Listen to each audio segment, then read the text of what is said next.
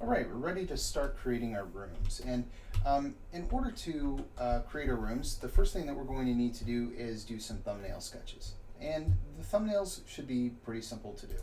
All we're going to do is just click through with our brush tool.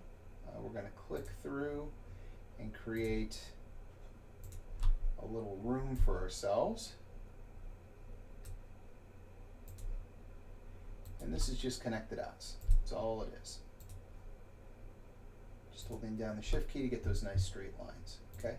Once you've got some rooms set up for yourself, you can fill them up with whatever you'd like.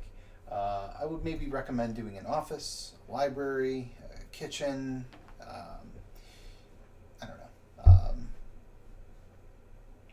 What are some of the other rooms include? A billiard room, right? A ballroom, whatever you want to do. These rooms can be kind of as big or as small as you want. I'd recommend keeping them kind of a moderate size.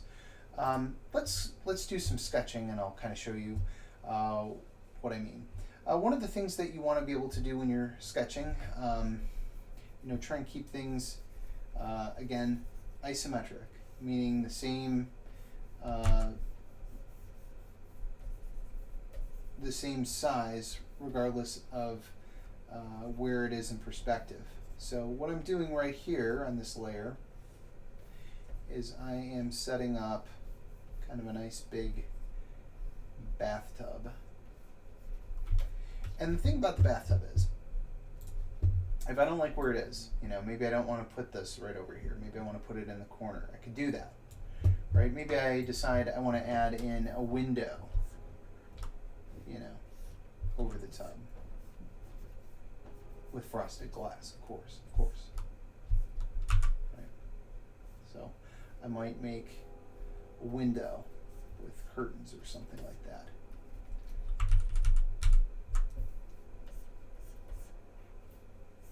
Short curtains. I don't know that I would have a window with curtains in a bathroom. Maybe I'll leave the curtains off.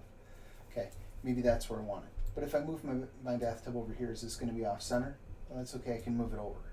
Or you can choose where you want to put things in whatever room you happen to be sketching out. Let's go and say over on this wall, I want to add a toilet. So I'm just sketching this in here. Doesn't have to be perfect. We're thumbnailing. This is just visual note taking is really all that it is.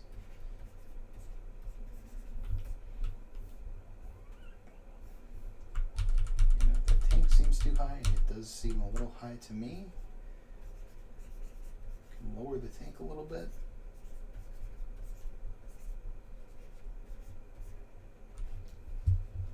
Again, if you don't like where that toilet is, you can move it over. Right? You could create a little privacy divider or something here. Maybe over on the other side of the room, you want to create a sink with a vanity mirror and maybe a little strip for lights here. And you know that those are always going to be in the same spot. That's fine. Again, if you don't like it, you want the bathtub over here, you want the sink over here. You could do that. Maybe you don't want the window over there. What if you want the window over here? Edit, transform, flip horizontal. And you've got a window that can go the opposite direction. You do the same thing with this toilet. Maybe you don't want that over here. Flip, transform, flip horizontal. Get this guy out of here. Edit, transform, flip horizontal.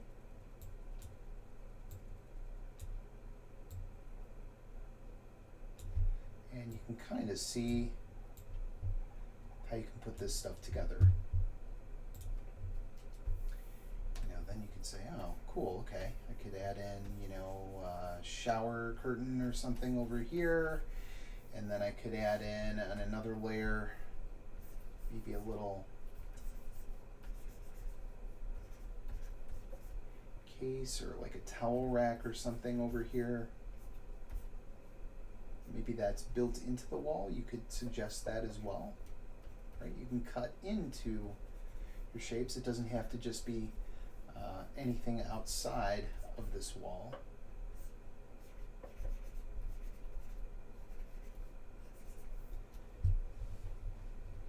Sure. Rug. Or you could do, maybe a bigger area rug this way. Something like that. Anyway, do your own work. Come up with something that you like.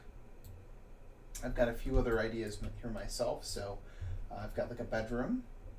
I've got a library. And I've got a kitchen.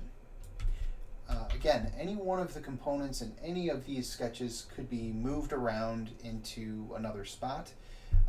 And I can organize these however I want. So you can sort of see how these are kind of fun, because you can play not only artist but a little bit of interior designer with these sketches. And that's one of the fun things about doing isometric work. Unless you're using 3D for a perspective piece, like moving something around in your scene is going to be sort of a pain in the neck.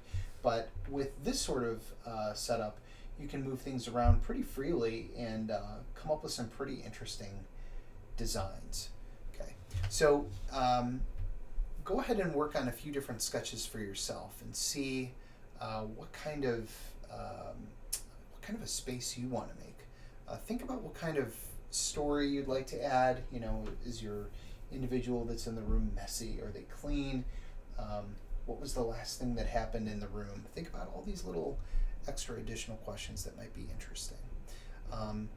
Next, we're going to start working on some setup so that we can start to construct our furniture and start getting our sketches transformed into something that's real and interesting. So we'll pick it up there next time.